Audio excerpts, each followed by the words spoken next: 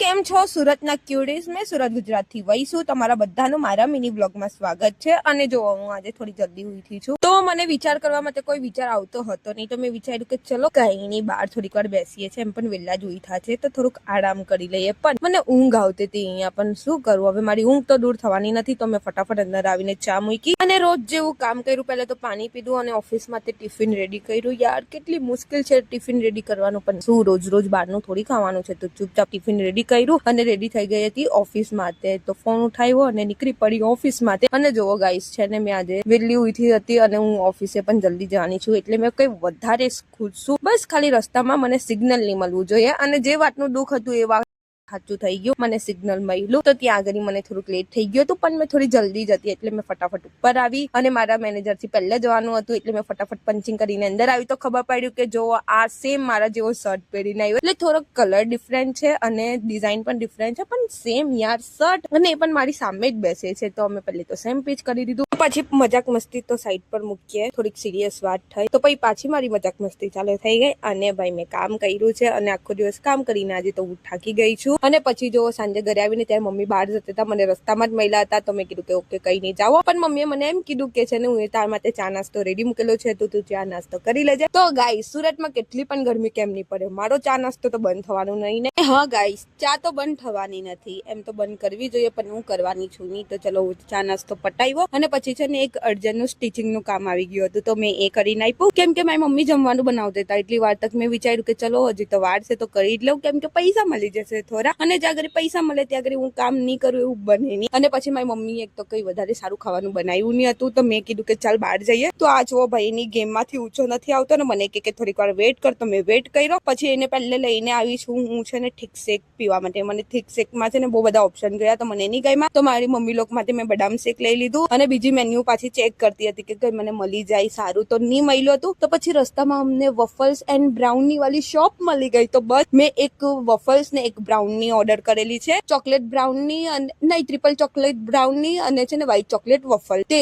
બહુ જ મસ્ત હતું ને આટલા ક્યુટ કપલ બનાવે તો કેટલું મસ્ત હશે ગાઈસ તમે ખાલી વિચારો અને જો અમારી બ્રાઉની રેડી થઈ ગઈ છે અને એ પછી તો મને ખાવાની એટલી મજા આવી કે પૂછો નહીં મેં અને મારો ભાઈ તો છે ને બ્રાઉની પર તૂટી પડેલા છે અને બહુ જ મસ્ત હતી બહુ ડિલિશિયસ હતી અને ગાઈસ જયારે હું છે ને મીઠું ખાવા પર આવું ને ત્યારે કઈ જ નહીં જો મેં બ્રાઉની તો લીધી સાથે સાથે વોફલ્સ પણ લીધું અને જો મારું વોફલ્સ આવી ગયું છે એ વ્હાઈટ ચોકલેટ વોફલ્સ યાર શું કેવું એટલું મસ્ત હતું ને કે મેં આખું ખાવાની હતી પણ મને લાગ્યું કે હવે મેં વધારે ચોકલેટ ખાઈ લીધેલી છે તો હું નથી ખાવાની તો અહીંયા ખુદને કીધું કે હવે વધારે થાય છે હવે વધારે નથી કરવું આપણે અડધું ભાઈને આપી દઈએ તો ચલો બાય બાય ગુડ નાઇટ મેં તમને મળ્યા કાલે નવા બ્લોગમાં